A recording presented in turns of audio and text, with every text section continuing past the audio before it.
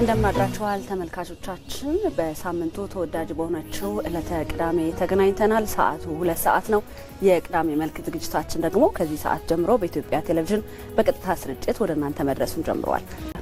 ዛሬ ልንመለከት የወደድነው አቅመ ደካማ እናቶችና ህጻናትን አስቀድማችሁ ስትገልጹ እንደነበረው የሚደግፉ ድርጅቱ ግን ከተመሰረተ ከ35 ሺህ የሚልቁ ህጻናትን የሚደግፍ ሲሆን አሁን ላይ 109 የሚሆኑ ህጻናትን እየደገፈ ይገኛል። ይህንን በተመለከተ ደግሞ ሪፖርተራችን መሀሪ አለሙ ከካሌብ የአቅመ ደካማ እናቶች የህጻናት መርጃ ተገኝቶ ቅኝት አድርጓል። እንከታተል። እነዚህን በተለያዩ ችግሮች ውስጥ ሆነው የተወለዱ ህጻናትን እየደገፈ የወላጆችንም ህይወት እንዲለወጥ በጎ ተግባሩን አንግቦ እየሰራ የሚገኝ ፋውንዴሽን ነው ካሌብ የአቅመ ደካማ እናቶችና ህጻናት መርጃ ድርጅት። ወይዘሮ ሳዳ መሐመድ በድርጅቱ ተጠቃሚ ከሆኑት መካከል ትጠቀሳለች። ይሄ ድርጅት እዚህ በአቅራቢያችን መካከላችን ሆኖ እንደዚህ አይነት አገልግሎት መስጠቱ እኔ በጣም ደስተኛ ነኝ። በእያንዳንዳችን 6,000 ብር አበርክተውልናል። በሱ አልባሳት ነው የምሰራው። በሱ ላይ ጨማምሬ እየተንቀሳቀስኩ ነው ያለሁት አሁን ማለት ነው። ድርጅቱ ህጻናቱን መንከባከብ ብቻ ሳይሆን የቤተሰብን ህይወት ለመቀየርም አግዞኛል ትላለች። እችን አንድ ሚጣን ብቻ ሳይሆን ያዘልኝ የምለው በእኔ ስር ያሉት እኔ ስንቀሳቀስ ነው። 5-4 ቤተሰቦች አሉ ማለት ነው። እና በዋነኝነት ማማን እዚህ ያስቀምጬ አሁን 2ኛ ዓመቷ ነው። እሷን ስወልድ እኔ ንግድ ስራ ነው የምሰራውና እሷን ስወልድ አቆምኩኝ ማለት ነው። ልጅቷን የት ላርጋትና አቁሜ ለ1 ዓመት ያክል ቤት ቁጭ አልኩኝ እቃ አስቀምጬ። ከዛን ሌላ ሰው አንዲት ጓደኛ ነበረች። እሷ አስገብታ እዚህ እንደዚህ አስገቢያት እንደዚህ አለችኝ። እዚህ ካስገባው በኋላ እሷ እኔ ወደ ስራ ተመለስኩኝ። ስራ እየሰራሁኝ አሁን ጥሩ ሁኔታ ላይ ልጆቼን 2 ልጆች አሉኝ። እነሱን እያስተማርኩ ነው ያለሁት። በአዲስ አበባ ከተማ በተለያዩ አካባቢዎች የሚገኙና በተለያዩ ምክንያቶች ለችግር የተጋለጡና በኢኮኖሚ ዝቅተኛ የሆኑ ወላጆችን እየተንከባከበ ዜጎቹ የተሻለ ኑሮ እንዲመሩ ለማስቻልም ድጋፍ እያደረገላቸው መሆኑን ነው ተጠቃሚዎቹ የሚገልጹት። ለምሳሌ አትክልት አድርገውልኛል፣ ሰርተውልኛል። ተጨማሪ ምሰራው ትንሽ ነበር፣ ጨምረውልኝ 50 ኪሎ አደረጉልኝ።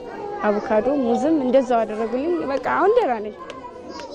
ያን መርቀው ሲያስወጡልኝ ደግሞ ይሄን አስገባሁት። ትንሽ እሱን ተከተል በቃ እዚህ ፀሐይ ላይ ይዘሽ ከምትይ እዚህ ግባ አሉኝ። እሻል አስገባሁት። አሁንም እየሰራው ነው። ከስራ ቦታ ላይ ነው ተነስቼ የመጣሁት።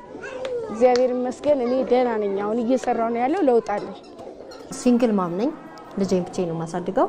ከገባች 2 ዓመቷ ነው እዚህ ካሌብ ፋውንዴሽን ማለት ነው። እና አሁን ያንን ሰው ቤት የምሰራው ልብስ ማጠቡ ምናምን ትቼ ከዛ የተሻለ እሷን ስለማልይዝ የተሻለ ስራ ያው ማውጫ ሰዓት ማስገቢያ ሰዓት ምናምን ስለማይመች ጧፉን አልተውኩም። እሱን ነው የምሰራው። ጧት ነው ሌሊት እየወጣሁ የምሰራው።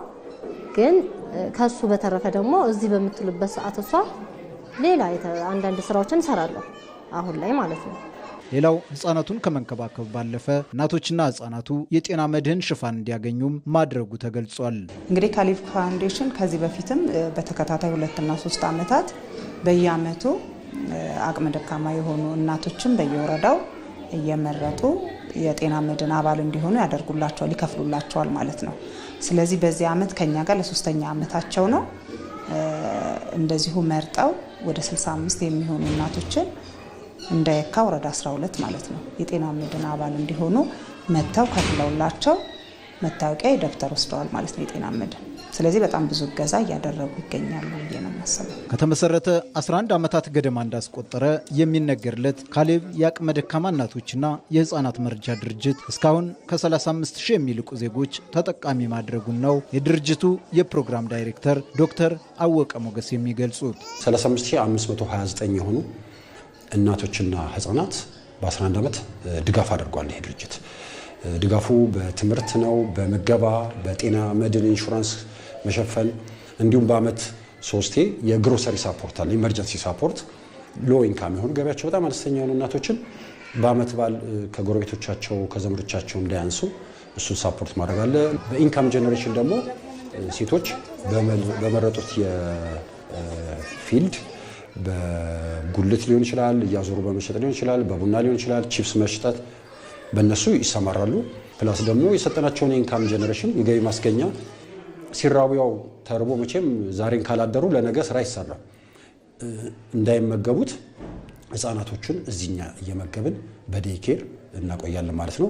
አንድ ቤተሰብ መርዳት ማለት አናቬሬጅ በመካከለኛ 5 ሰው እንደመርዳት ነው። አንድ ሳፖርት አንድ ቤት ሲገባ እንደምታውቀው። ስለዚህ ይሄ እንግዲህ 35500 ሰዎች መርዳት ወደ 200 ሺህ አካባቢ የሚሆኑ ሰዎች ከዛሬ ሳፖርት አድርገናል ማለት ነው። መጀመሪያ እናት ልጇን ገና ይዛ ስትገባ ፈርማ ነው የምታስረክበን። ኃላፊነት ወሰደን ማለት ነው።